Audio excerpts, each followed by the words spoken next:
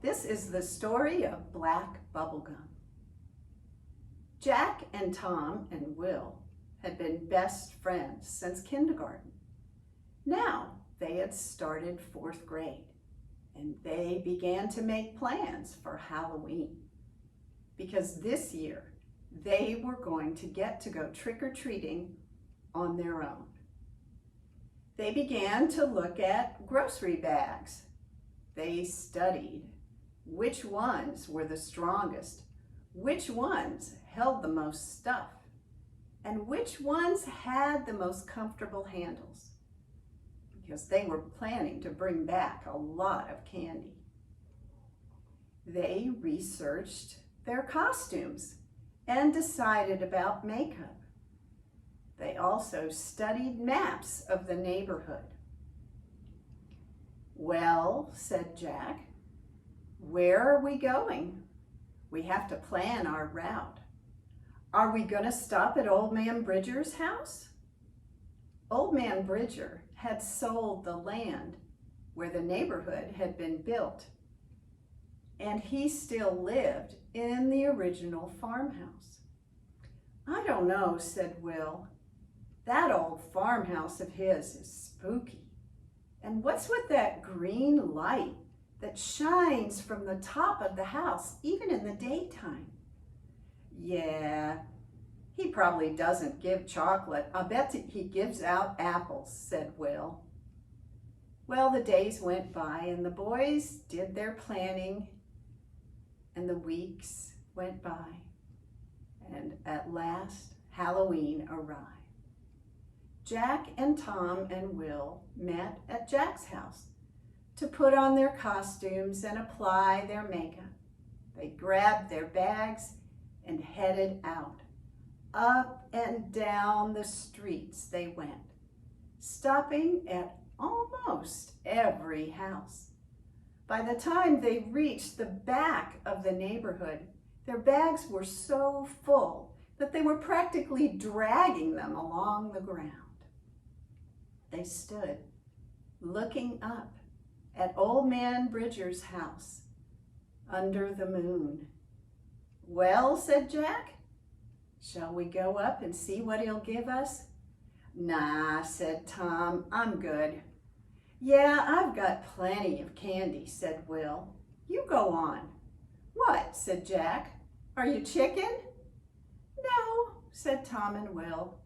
"We're just ready to go home." And they walked away, leaving Jack looking at the old farmhouse. "Well, I'm here. I might as well go see what he'll give me." So Jack walked to Old Man Bridger's house. He jumped over the rotten boards of the front steps, and now he stood in front of that great old door. You could see a light glittering from behind the smoked glass window that took up the top half of the door. Jack banged the knocker that hung under the window, and he heard the sound float deep into the house and echo back to him as he waited at the front door and waited. He was just about to jump off the porch and head for home himself when he heard a strange shuffling step approaching the door. And then the door opened by a hand with neat nails that were so long that they curved back over the wooden framework of the door. And there, in the crack of the door, Jack saw the strangest old man he had ever seen. His silver hair stuck out all around his head like a dandelion. His face was cracked and wrinkled like the mud at the bottom of a dry pond. One green eye was lower than the other, as though it had melted down his cheeks. "Yes," creaked Old Man Bridger. "Yes.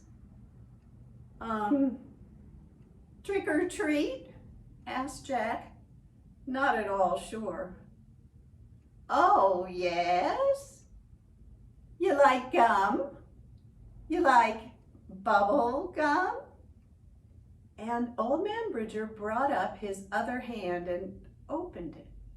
And there, on his wrinkled palm, was a piece of candy in a black wrapper with a white skeleton painted on it. "Here you go," creaked Old Man Bridger, and he dropped the candy into Jack's bag. Before the candy had hit the bottom, Jack had jumped off the porch and was shouting back over his shoulder, "Bye, thanks, happy Halloween." Tom and Will were long gone, so Jack hurried home under the moonlight.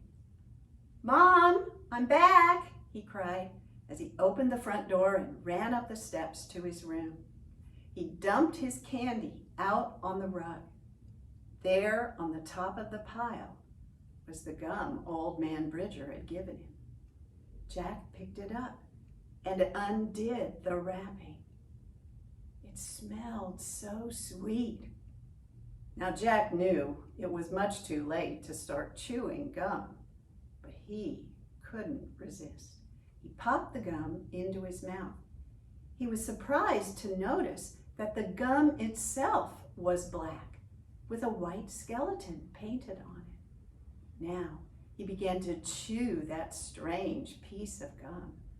It was so tender, sweet, with just a hint of lemon. Delicious. Jack chewed as he sorted his candy into 4 piles: chocolate, hard candy, gum, and what he would share. "Jack," called his mom, "bedtime." "Okay, Mom." Jack pushed the piles of candy to one side, and then he put on his pajamas, still chewing. Now he went in the bathroom. He opened his mouth and pulled out the gum and set it on the edge of the sink while he washed his face and brushed his teeth. Then he popped the gum back in his mouth and chewed and chewed. It was so soft he stuck his tongue through it and blew a great black bubble. Pop! It was so good. It was a shame to throw it away. He'd just save it and chew it again tomorrow. Still chewing, he climbed into bed. And then he opened his mouth and pulled the gum out. It was a little bit sticky, a little bit hard to get out. And then he leaned down and stuck the gum on his bedpost. Then he turned off the bedside light and snuggled down under the covers. He was soon sound asleep. But then, suddenly, chomp, chomp, chomp, the gum was back in his mouth. Well, he was tired. Maybe he'd just dreamed that he took it out. Well, it was time for bed, and he needed to get rid of this gum. So he pulled it out of his mouth and climbed out of bed and stuck the gum all the way down to the bottom of the trash can next to his desk. Then he covered the gum over with some scratch paper and stuffed the paper down over the gum. Then he climbed back into bed and pulled the covers up and listened.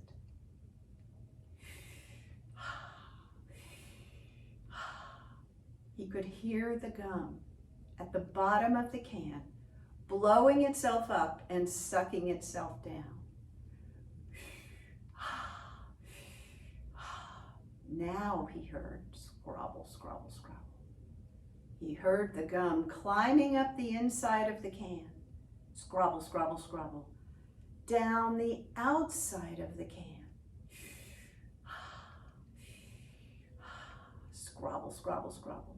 Over the rug. Scrabble, scrabble, scrabble.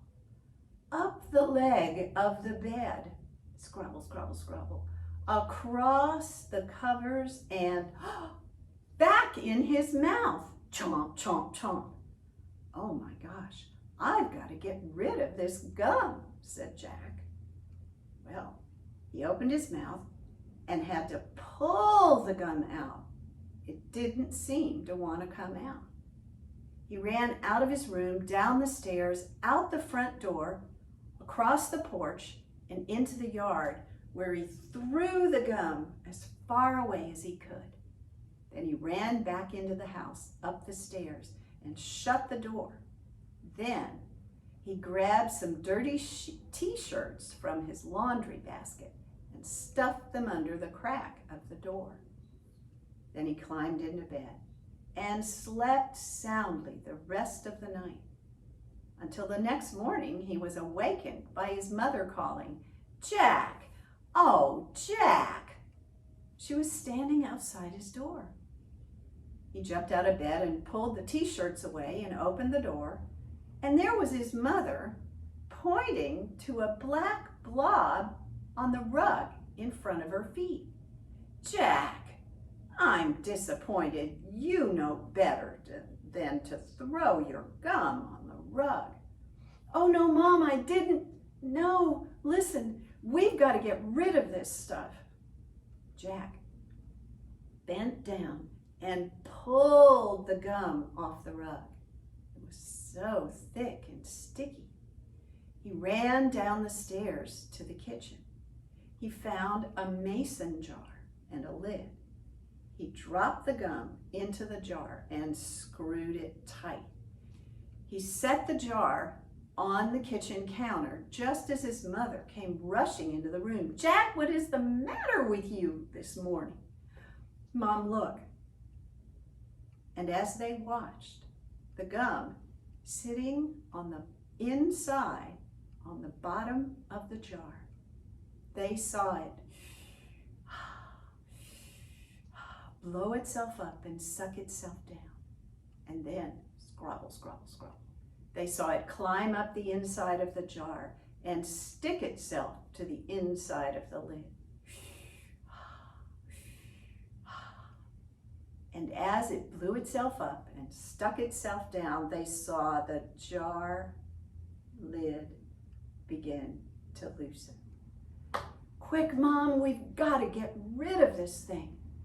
They threw on their clothes, grabbed the jar, jumped in the car, drove far out into the countryside.